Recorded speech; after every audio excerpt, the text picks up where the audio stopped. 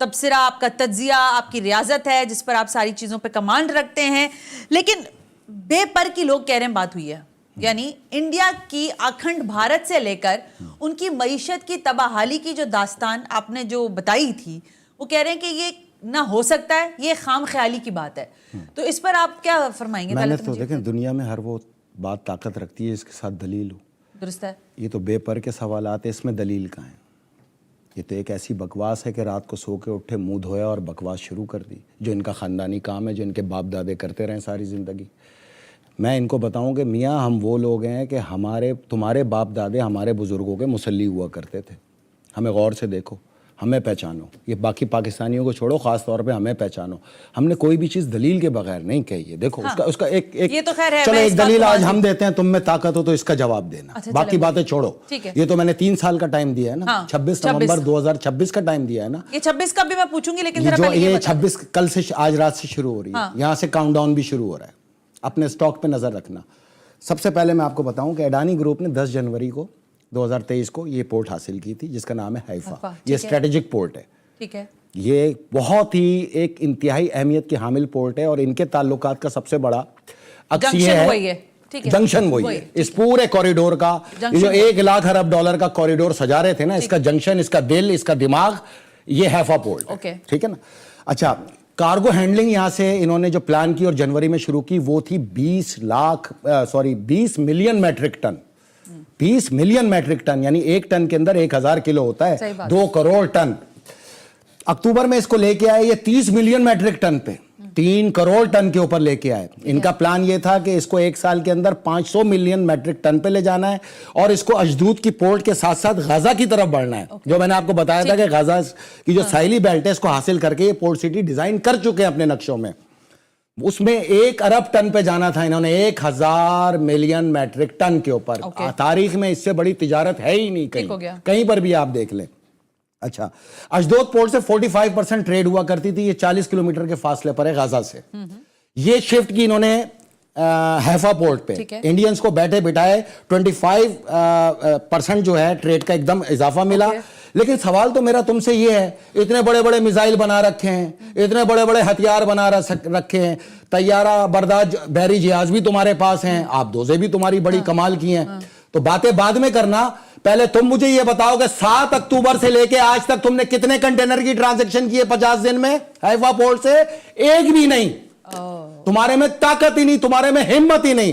تم صرف گھروں میں بیٹھ کے بکواس کرنا جانتی ہو. تم مکار انتہا پسند ہندو ہو, جنہیں میری اصطلاح کے اندر صہیونی ہندو کہا جاتا ہے. میں باقی ہندوؤں کی بات نہیں کر رہا, ان مخصوص اس مائنڈ سیٹ کی بات کر رہا ہوں, ان قاتلوں کی. سنیں میری بات, تمہارا نقصان جو آیا اکتوبر سے اکتوبر کے 15 اکتوبر تک, وہ تھا 17 ارب ڈالر کا ترسیلات زر کے اندر جو تمہیں نقصان اٹھانا پڑا. آج وہ پہنچ چکا ہے 35 ارب ڈالر پر. تم میں اگر ہمت ہے نا, اور تم ہو کسی ایک والد کی اولاد, تم کل جاؤ اور جا کے وہاں سے اپنے پورٹ کی ٹرانزیکشن کر کے دکھاؤ پہلے, اور میں تمہیں بتاؤں کہ ہم, یہ بھی لکھو تم آج اپنے پاس, دیکھ لینا, ہم انشاءاللہ نادیرہ, نتنیا, تل اویو, یافو, اشدود اور اشکلون کی طرف بہت تیزی سے بڑھ رہے ہیں. تو حیفا فوراً, حیفا سے ہم صرف 70 کلومیٹر پیچھے, یعنی کہ جو حملے حزب اللہ نے 10 کلومیٹر کے محیط عرصے پہ شروع کیے تھے, وہ 50 کلومیٹر پہ پہنچ چکے ہیں. حیفا لبنان کی سرحد سے جو ہے 121 کلومیٹر کے فاصلے پہ, یعنی کہ ہم 70 سے 80 کلومیٹر دور ہیں. اسی 10 دن میں تم دیکھو گے کہ انشاءاللہ اسی حیفا کے اوپر میزائل برسیں گے. دھوتیاں لپیٹو اور بھاگو وہاں سے. یہ 950 جو آفیشل تم نے بٹھا رکھے ہیں رو کے, اور یہ جتنے ملٹری آفیشل جو اس جنگ کے اندر غزہ کی قتل عام میں برابر کے ملوث ہیں, تم ان کو شمشان گھاٹ پر چتا جلانے کے لائق نہیں رہو گے. یہی میزائل مار کے ان کی چتا جلائیں گے. بھاگ لو وہاں سے, اور آپ کو یہ بھاگتے ہوئے نظر آئیں گے یہ مکار اور عیار لوگ. دیکھیں سوال ہے نا فیض صاحب, سوال کا جواب دے رہا ہوں میں ان کو بالکل اسی زبان میں جس انداز میں سوال کرتے ہیں. وہ ٹھیک ہے, اگر تم اتنے مرد کے بچے ہو تو کھڑے رہنا. اچھا چلیں ٹھیک ہے, حیفا چھوڑ کے نہیں بھاگنا. ابھی دنیا دیکھے گی 10 دن کے اندر تم حیفا چھوڑ کے پوری دنیا کے سامنے بھاگتے ہوئے نظر آؤ گے, جو تمہاری اوقات اور تمہاری اصلیت ہے, جو تمہارے باپ دادے کرتے رہے. اچھا ٹھیک ہے, سوال بعد میں کرنا.